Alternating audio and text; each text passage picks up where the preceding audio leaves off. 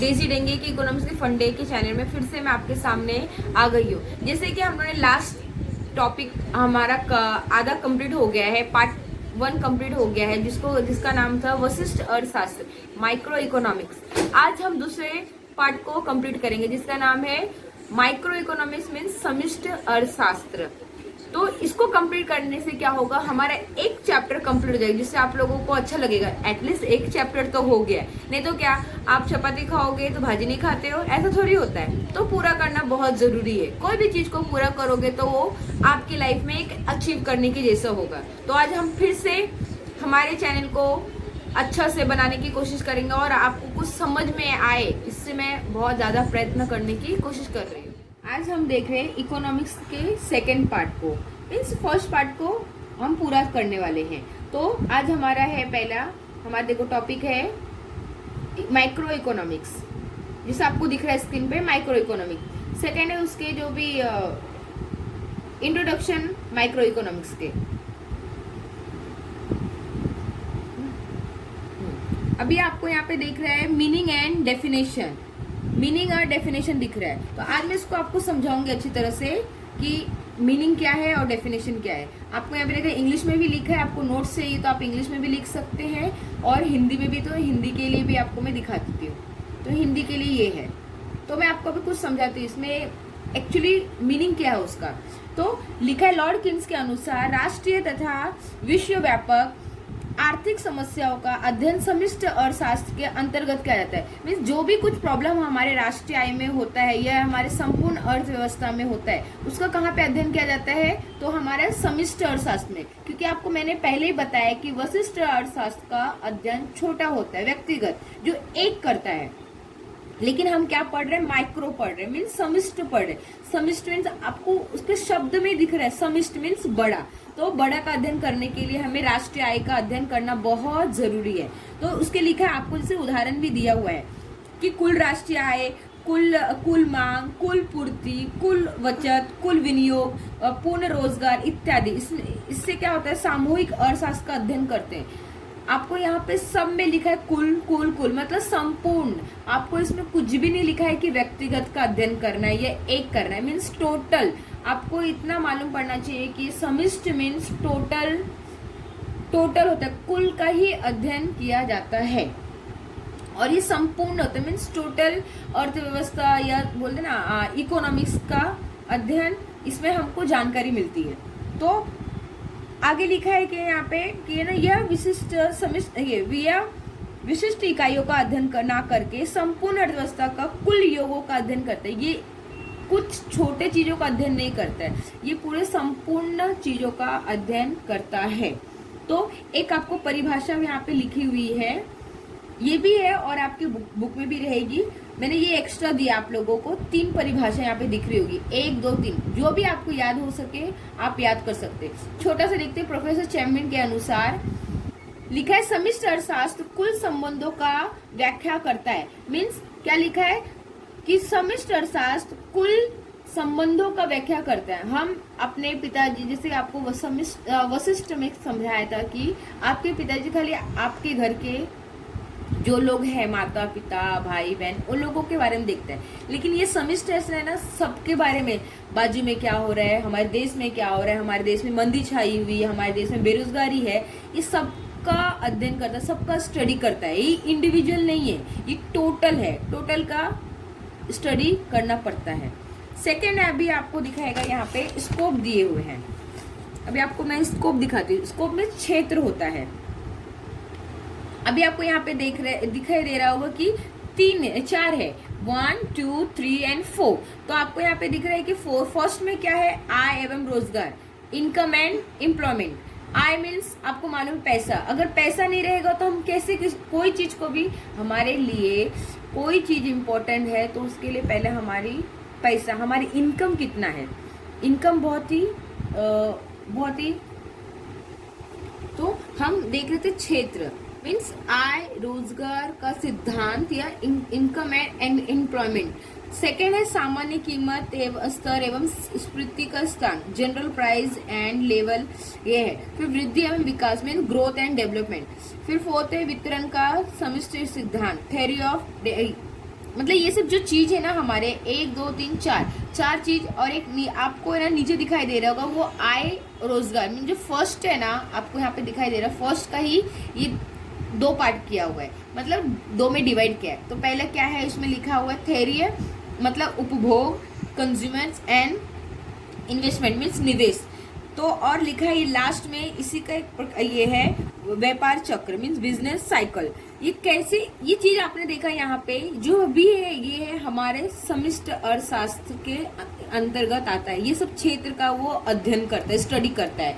आय रोजगार कितने मतलब आपको एक एग्जांपल देना चाहती हूँ, जैसे कि ना हमारे पापा का कितनी इनकम है तो हम अपने पिताजी का इनकम के बारे में सोचेंगे, लेकिन गवर्नमेंट को सबके इनकम के बारे में सोचना पड़ता है, तभी उनको बजट पास करते हैं कि कौन कितना कमा रहा है, कौन किसके ऊपर किसका पेमेंट है, किसके कौन ये गरीबी रेखा के नीचे है, किसको क्या नहीं है, किसके पास जॉब नहीं है, इस सब देखना पड़ता है उनको। कितनी ग्रोथ हो रही है, कितना देश का वृद्धि हो रहा है, कितना विकास हो रहा है, उसके लिए क्या क्या चाहिए जिससे देश का और विकास होगा। आप लोगों को मालूम है हमारा देश का विकास अभी विकासशील है, ING लगा है, अभी तक विकसित नहीं हुआ है, ED नहीं लगा है। तो ये सब देखने के लिए हमें किसका स्टडी करना पड़ेगा, समष्टि अर्थशास्त्र का।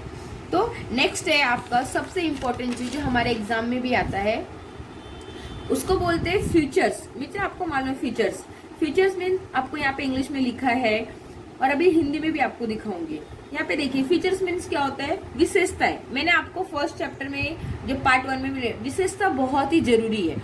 आपके मीनिंग जान गए, आपका क्या ये है, आपको क्यों पढ़ना है, ये सब। लेकिन जो एक व्यक्ति की विशेषता क्या है, वो चीज टॉपिक की विशेषता क्या है, उसके फीचर्स क्या है, उसको क्या पसंद है, उसको क्या नहीं पसंद है, तो उसका जानना बहुत ही जरूरी है। वो क्या क्या कर सकता है, तो हम लोग जानेंगे कि फर्स्ट टॉपिक है। देखो आप लोगों को यहाँ पे दिख रहा होगा जूम करके, तो यहाँ पे लिखा है औषधाय योग का अध्ययन। मीन्स इसका क्या है, इसका मीनिंग होता है कोई भी चीज का क्या क्या उसका अध्ययन करता है, वो किस चीज का अध्ययन करता है, किस चीज का स्टडी करता है। तो समष्टि अर्थशास्त्र संपूर्ण राष्ट्रीय आय का अध्ययन करता है। मैंने आपको फिर से वही चीज को रिपीट हो रही है। तो क्या करता है, संपूर्ण अर्थशास्त्र मीन्स टोटल पूर्ण, जो भी हमारे भारत में ये जहाँ भी उसका कुछ भी क्या मंदी हो गई, कैसे मंदी हो गई, कौन बेरोजगार है, कौन क्या है, कितनी जनसंख्या बढ़ गई एक्सेट्रा आदि, इस सब का जानकारी, सबके अध्ययन समष्टि अर्थशास्त्र में होता है। उसके बाद लिखा है कि ये इसमें केवल एक ही विशाल औषध एवं समुच्चय अध्ययन का नहीं किया जाता, जो राष्ट्रीय अर्थव्यवस्था से संबंधित होता है। ये राष्ट्रीय अर्थव्यवस्था, आपको मालूम है राष्ट्रीय अर्थव्यवस्था क्या होता है, हमारे इकोनॉमिक्स जिससे कि हमारा जुड़ा हुआ है। अगर बजट पास होती है तो सब चीज देख के बजट पास करते हैं। जैसे यहाँ पे लिखा है राष्ट्रीय उत्पादन, राष्ट्रीय कितना उत्पादन करता है, राष्ट्रीय की आय कितनी है, मतलब गवर्नमेंट के पास कितनी आय है, उसके बाद उसके कितनी रोजगार है, वो कितने जन को रोजगार दिया है, जिससे कि ना लोग बेरोजगार नहीं है, उनको सबको काम है कि नहीं। फिर इसकी मांग, राष्ट्रीय आय में किसकी कितनी मांग है, जैसे एक मांग है मेरी, मैं अपने जो भी मांग है मैं किससे मांगूंगी, राष्ट्रीय आय से मांगूंगी, नरेंद्र मोदी के पास जाऊंगी नहीं, मैं अपनी जो मांगे है ना अपने पिताजी से या अपनी मम्मी से शेयर करूंगी। लेकिन यहाँ पे सबकी मांगे को कौन पूरा करता है, गवर्नमेंट करती है, सरकार करती है कि है ना ये मांगे हैं, आज बहुत बेरोजगारी बढ़ गई है तो रोजगार कैसे दिया जाए। उसके बाद कुल निवेश, कितना निवेश करना पड़ेगा जिससे कि सबको जॉब मिल सके। कुल उपभोग, उससे कितना उपभोग मिलेगा, मतलब कितना कंज्यूमर है, जो हम लोग कंज्यूमर है उनको कितना कुछ फायदा हो सके। उसके बाद कीमत, उसका कीमत कितना रहेगा। इस सब जो चीजें है ना उसका पूरा का पूरा संपूर्ण ज्ञान आपको कहाँ से मिलता है, समष्टि अर्थशास्त्र से। हमारे भारत में क्या हो रहा है, कितनी कम हो रही है, कितनी ज़्यादा हो रही है, ये चीज़ को देखने के लिए आपको विशिष्ट अर्थशास्त्र, समष्टि अर्थशास्त्र पढ़ना बहुत ज़रूरी है। सेकेंड है स्थूल विधि, लैंपिंग मेथड। ये एक मेथड है जिससे क्या है ना हम है ना समष्टि अर्थशास्त्र को अच्छी तरह से जान सके। थर्ड है सामान्य संतुलन विश्लेषण, जनरल है, मतलब इसका सामान्य आपको मालूम जनरल चीज होती है। समष्टि विश्लेषण सामान्य संतुलन विश्लेषण पर आधारित होता है। किससे होता है, सामान्य संतुलन विश्लेषण पर आधारित है। जो थर्ड चीज है ना ये और समष्टि अर्थशास्त्र एक दूसरे के पे डिपेंड, जैसे कि आप और मैं अभी अगर हम एक टीचर हैं तो हम अपने बच्चे पे डिपेंड कि हमारे बच्चे कैसे पढ़ रहे, कैसे उनका एग्ज़ाम होगा, कैसे वो पास हो जाएंगे। अगर आप स्टूडेंट हैं तो आप अपने टीचर पे डिपेंड होगी, टीचर कैसा पढ़ाती है, टीचर हमें क्या क्या नोट्स देगी जिससे हमें अच्छा मार्क्स मिल सके, हम उसको अच्छा पढ़ सके। तो ये एक दूसरे से ज्वाइंट होता है। थर्ड है आपका फोर्थ है आपका आय विश्लेषण, मीन्स इनकम। आपकी इनकम कितनी है, आपका इनकम कितने है, आपके मतलब गवर्नमेंट सरकार क्या सोचती है सबकी इनकम कितनी है, तो ये पता चलेगा ना कि हमारा जीटीपीएम कितना है, जीटीपी कितनी है, कितनी ग्रोथ हो रही है, कितना और इसमें क्या करना चाहिए, वो होता है। फिर निधि प्रधान मतलब पॉलिसी क्या क्या करना निकालना चाहिए गवर्नमेंट से जिससे सब लोगों को जॉब मिले, किसी को बेरोजगारी ना होना पड़े। फिर लास्ट है गतिशील विज्ञान। गतिशील विज्ञान मीन्स आपको यहाँ पे लिखा होगा। गतिशील विज्ञान क्या होता है, समष्टि अर्थशास्त्र समग्र आर्थिक चरों में से होने वाले परिवर्तन का अध्ययन है। अभी आप लोगों को मालूम है हमारा देश आज़ाद हुआ है कितने सालों को, 72 ईयर्स हो गए हैं। तो उसके अंदर कितने सारे परिवर्तन हुए, कितने सारे आप लोगों को कुछ नया नया सीखने के लिए। पहले हमारे पास मोबाइल नहीं था, हम ऐसा नंबर घुमा रहे थे फिर नंबर लगा देते, आजकल हमारे स्मार्टफोन है। तो जैसे उस तरह से अगर है ना कुछ चेंजेस हो रही है, चेंजेस आ रही है, तो वो हमें भी उसका चेंजेस करना जरूरी है। अगर आपके पास फ़ोन डब्बा फ़ोन है, आप उसको लेके अभी लेक्चर अटेंड नहीं कर पाओगे, आपको पढ़ने नहीं मिलेगा। जैसे आज कोविड-19 की वजह से आपके पास अगर स्मार्टफोन नहीं तो आपका एजुकेशन नहीं हो पा रहा है। बहुत लोगों को गांव में है उनके पास फ़ोन नहीं, उनके पास नेटवर्क का प्रॉब्लम है।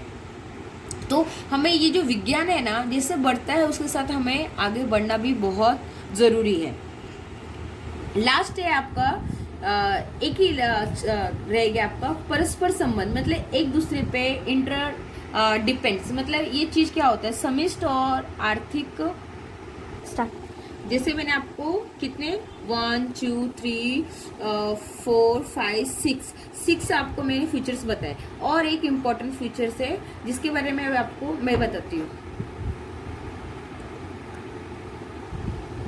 देखिए यहाँ पे लास्ट फीचर है आपको जिसके परस्पर निर्भर। हम एक दूसरे पे कैसे निर्भर रहते हैं, मैं मेरे पिताजी पे, मैं मेरी मम्मी पे निर्भर रहती हूँ कि मुझे अगर अभी मैं पढ़ाई कर रही हूँ तो वो मुझे खाना देंगे, खाना बना रही है मेरी मम्मी, या मैं उनको खाली हेल्प करती हूँ, लेकिन मुझे डिपेंड मेरी मम्मी पापा पे ही रहना पड़ता है। उसी तरह हमारा समष्टि अर्थशास्त्र को भी बहुत चीज़ों पे ध्यान देना पड़ता है जिससे हमारे जो देश की कैसे वृद्धि हो, कैसे उसका विकास किया जाए। तो हम देखते हैं इसमें क्या लिखा है, बहुत इंपॉर्टेंट है। समष्टि अर्थशास्त्र, समष्टि आर्थिक विश्लेषण का में आय आप लोगों को पता है, फिर से आ रहा है। आय, उत्पादन, रोजगार, निवेश, मूल्य स्तर आदि का समग्र आर्थिक चरों से मध्यम परस्पर निर्भरता का विचार किया जाता है। आप लोगों को यहाँ पे दिख रहा होगा आय, उत्पादन, रोजगार, निवेश, मूल्य। अभी मालूम है जिसकी इनकम कितनी है, उत्पादन कितना हो रहा है, गवर्नमेंट कितने कर रही है, फिर उसको रोजगार कितने लोगों को दे रही है, फिर निवेश कितना कर रही है, वो चीज को कितना पैसा लगाई गवर्नमेंट ने, उसका फिर मूल्य कितना मिल रहा है। अभी आप लोगों को पता है ट्रेन चला रही है गवर्नमेंट,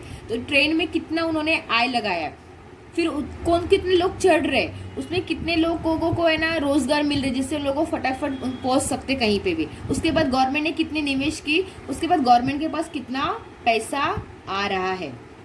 ये चार चीज एक दूसरे पे डिपेंड रहते हैं। तो यही होता है कि उदाहरण यदि स्पष्ट करते हैं कि निवेश स्तर में परिवर्तन कैसे हो। निवेश मीन्स आपको मालूम है, निवेश मीन्स किसी चीज में आपको पैसा डालना है। जैसे आपके पिताजी बोलेंगे मैं 10,000 कमा रहा हूँ, तो 10,000 में से 2,000 मैं किस में निवेश करूँ क्या और मुझे मेरे पैसे से ज्यादा मिल पाए।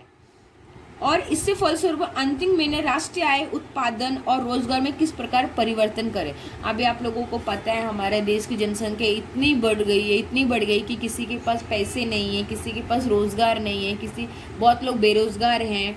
उसको रोजगार कैसे, बहुत सरकार ने भी बहुत प्रयत्न कर रही है कि सबको सफलता मिले, सबको रोजगार मिले, सबको जॉब मिले, लेकिन नहीं हो पा रहा है क्योंकि हमारे जनसंख्या की वजह से इतना कंट्रोल ही नहीं हो रहा। जनसंख्या इतनी बढ़ गई कि उसको कंट्रोल करना बहुत ही जरूरी है, नहीं तो और भी मंदी और भी बेरोजगारी आ सकती है। तो इसको समझना बहुत जरूरी है, तो ही हमारा देश का विकास हो सकता है। तो आप लोगों को आज मैंने क्या क्या बताया, आपको फर्स्ट मैंने जितने भी थे आपको मैंने इंट्रोडक्शन करवाया, मीन्स आपको परिचय दिया, उसकी मीनिंग बताए, उसके बाद आपको मैंने ना स्कोप बताया, उसके बाद मैंने आपको फीचर्स बताए, फिर आपका लास्ट में जो भी टॉपिक है, ये आपका एक टॉपिक पूरा कंप्लीट हो गया है। मतलब पहला पार्ट में हम लोग वशिष्ठ देखे, ये चीज चैप्टर में हम लोग समिष्ट देखे। एटलीस्ट आपका एक चैप्टर ये पूरा हो गया। और एग्जाम में अगर समिष्ट अर्थशास्त्र आया तो आपको क्या लिखना है,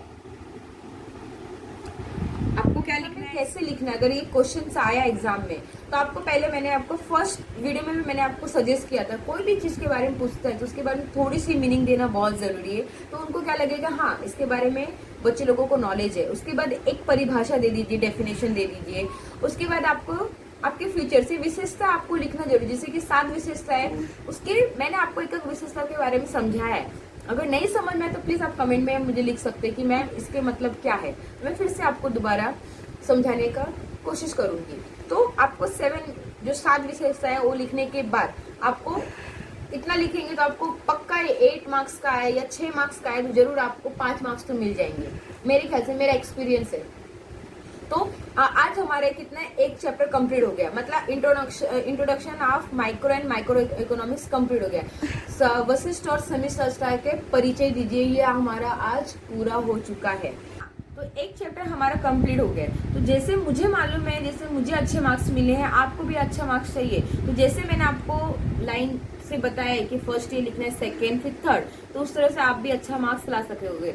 मेरा यही मोटिवेशन होता है, मैं यही चीज के लिए वीडियो बना रही हूँ कि मेरे बच्चे लोगों को समझ में आना चाहिए। क्योंकि आपके पास मोबाइल है, आप ऑनलाइन भी पढ़ रहे हो, लेकिन कभी ना अगर मैंने रिकॉर्डिंग करके आप लोगों को दिया भी तो कभी आपका डेटा उठ जाता है, आपकी मोबाइल बंद हो जाती है, तो आपका डेटा आपके मोबाइल में ही रह जाता है, तो आप यूज नहीं कर पाओगे। लेकिन यूट्यूब में क्या होता है, आप एंड आपके भाई का या आपकी बहन का या आपके पिताजी के मोबाइल से किसी में भी यूट्यूब देख सकते हो।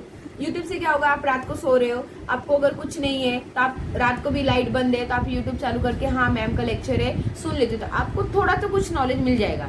तो ये प्लीज बच्चों, आप लोगों के लिए मैं बहुत कुछ सोची हूँ, बहुत कुछ करना चाहती हूँ। तो आप प्लीज ये यूट्यूब को देखिए, चैनल को देखिए, और अच्छा लगेगा तो प्लीज सब्सक्राइब कीजिए, लाइक कीजिए और कमेंट कीजिए। Thank you so much.